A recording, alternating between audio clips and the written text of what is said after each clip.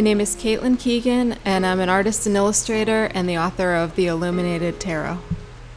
In this video, I'll talk about my illustrations for the Illuminated Tarot Spades suit by flipping through each card in the suit from Ace to King to talk about color, numerology, how the images relate to Pamela Colman Smith's classic tarot illustrations for the Rider-Waite-Smith deck, and other inspirations and ideas that influenced the artwork. I would love to give you a sense of where I was coming from in creating these images, not to limit you in your own interpretations, but to provide you with more ideas that you can incorporate into your own reading or journaling practice using this deck. If you're not familiar with it yet, the Illuminated Tarot is a 53-card deck that pulls some imagery and concepts from traditional tarot archetypes, but it also follows the structure of a playing card deck, so it can be used for gameplay as well as introspection and reflection. Some of the earliest cards used for fortune telling were playing cards, and the first tarot decks were also used for games. The playing card deck structure is a kind of a nod to the way tarot and card games have evolved together throughout history. Now let's get into the cards, starting with a quick overview of the suit. Each playing card suit corresponds to a tarot suit, one of the 4 elements, and a cognitive function. I see each of these correspondences as a kind of filter that you can apply to your understanding of the card to add more depth to your interpretation. Cognitive function correspondence is based on a term coined by Carl Jung in his book Psychological Types. The main 4 cognitive functions within a person's psyche, according to Jung, are thinking, feeling, sensation, and intuition. Spades correspond with the tarot suit of swords, the element of air, and the cognitive function of thinking. So with that in mind, let's flip through the cards and I'll talk about some of the things I was thinking about while creating each of these illustrations.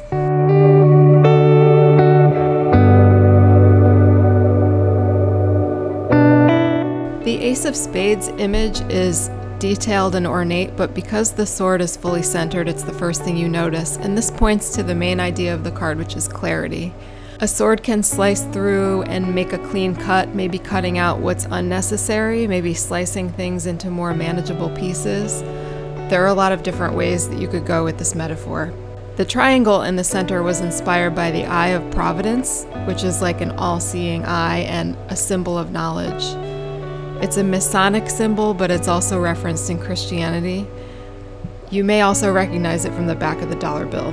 Placed in the center of the sword, it's meant to be like a beacon or like another deeper place to focus on. And a little bit about the color palette for this suit. The spades have sort of a cool-toned, somber palette that's meant to evoke the element of air and also the seriousness or analysis and introspection that to me is implied by thought as one of the suit's guiding principles.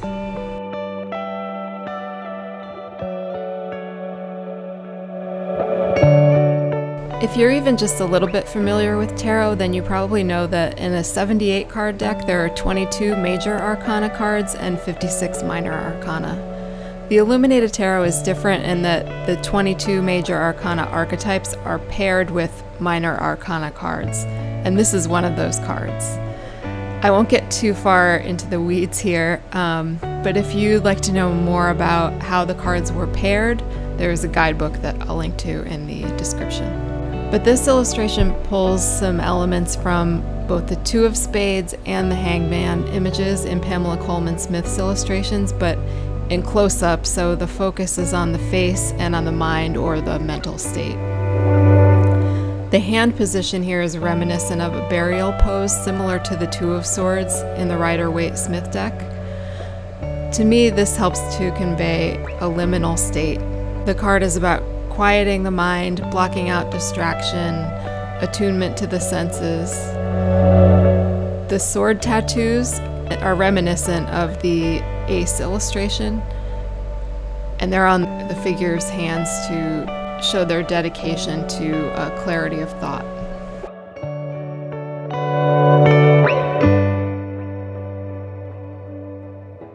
The 3 of Spades shows another specific type of clarity, as the sword is cutting through rain and clouds and pointing toward the light. This card is about moving through loss or pain and clearing a path toward hope. The number 3 as a creative number, combined with the cognitive function of thinking, could mean something like creative thinking or open-mindedness, and that could be part of a solution if one is needed. This card is about acknowledging pain or difficulty as an essential step toward healing.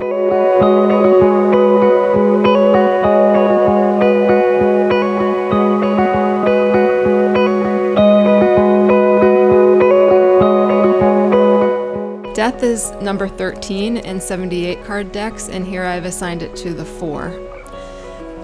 Both numbers have associations to death in different cultures, and for that reason, those numbers are thought of as unlucky, but this is not an unlucky card. What I want to do with this artwork is make a subtle reference to the Mexican tradition of Dia de los Muertos with the markings on the skull, because that celebration, as I understand it, is about accepting death as a part of life and an acknowledgement of the dead remaining with us, which I think is so beautiful.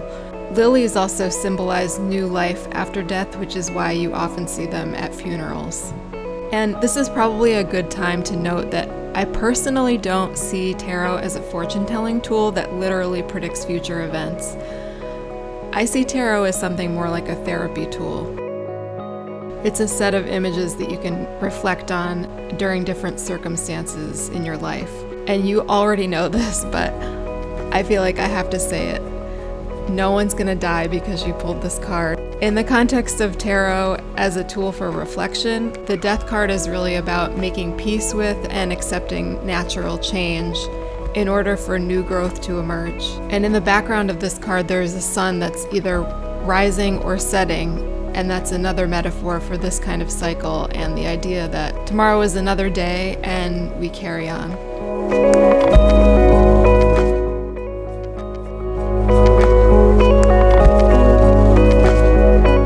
The number 5 is associated with imbalance, and combined with the spade suit, this card could mean being thrown off balance in some kind of intellectual pursuit. That's why I illustrated this card with a poker game where someone is folding their cards.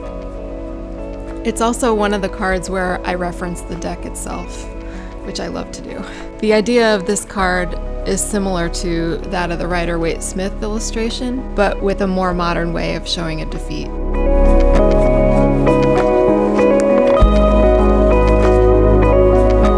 The 6 of Spades is also similar to the Rider-Waite-Smith card, but in this illustration, a person is making a journey alone at night to an unfamiliar destination. They're carrying only essentials in the boat, and there's a bright light in the distance. It's meant to convey the feeling of making a deliberate and conscious decision to move toward the unknown and possibly to something better.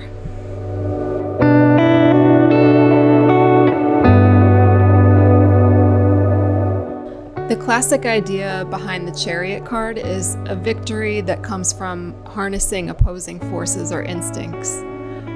In my version, I also wanted to convey that feeling of sneakiness or getting away with something that comes across in the Pamela Coleman Smith 7 of Swords illustration.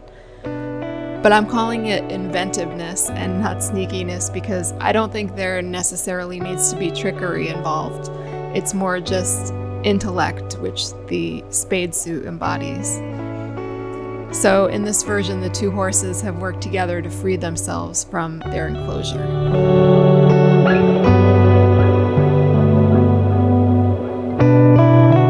The figure here is blindfolded in reference to depictions of Lady Justice, with the blindfold representing impartiality.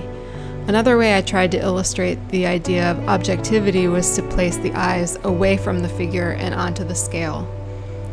The scale is a justice symbol that dates back to ancient Egyptian art. This card also kind of mirrors the High Priestess card in this deck, as well as other depictions of the High Priestess, where she is seated between 2 columns.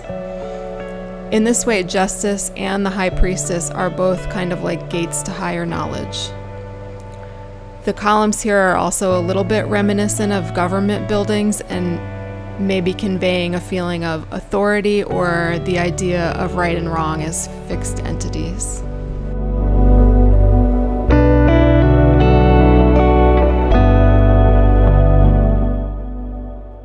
Anxiety is a feeling I know really well, and I think Pamela Coleman Smith captured it so beautifully in her Eight of Swords illustration. So my version uses the same metaphor of waking up in the middle of the night, the main difference being that it focuses in on the face of the person who can't sleep.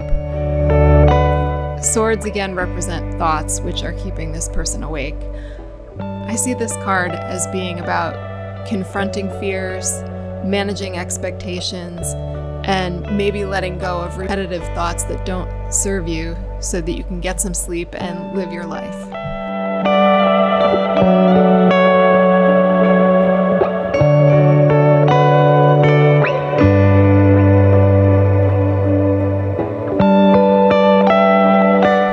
I see the Judgment card as signaling a reckoning, taking an honest look at the past or our own role in a situation in order to start fresh. The rooster here represents a startling wake-up call and also the sign of a new day ahead.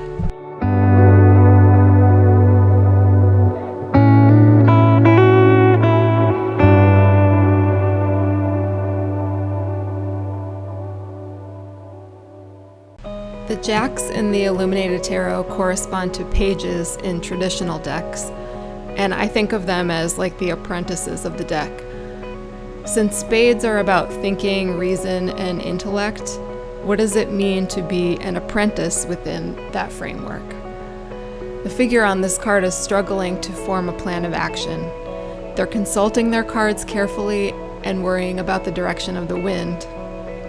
So this card could represent either a need for caution or too much of it.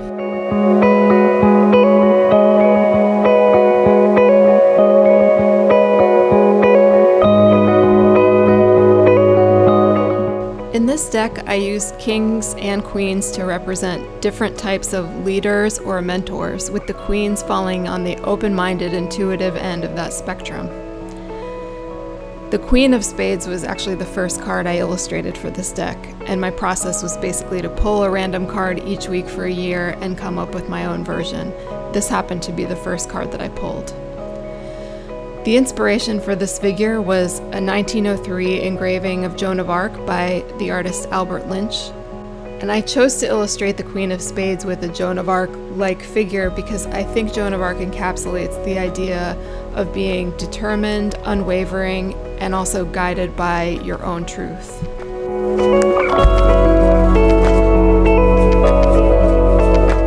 As the queens in this deck represent intuitive leaders and mentors, the kings are the more rule-based and methodical end of that spectrum. The Emperor is the purest embodiment of rule-based authority in tarot.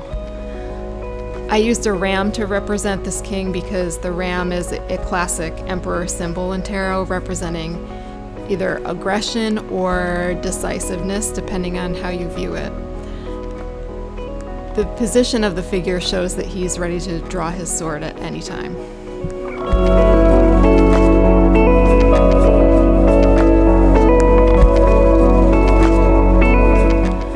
I hope this video gave you some new ideas about the cards or provided an intro to the deck if you weren't yet familiar with it.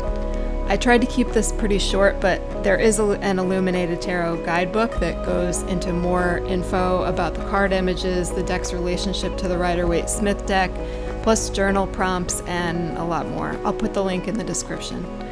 And if you're interested in seeing a walkthrough of the other cards, please let me know by liking the video or leaving a comment. And for more tarot, plants, and art and illustration videos, I hope you'll consider subscribing. Thanks so much for watching.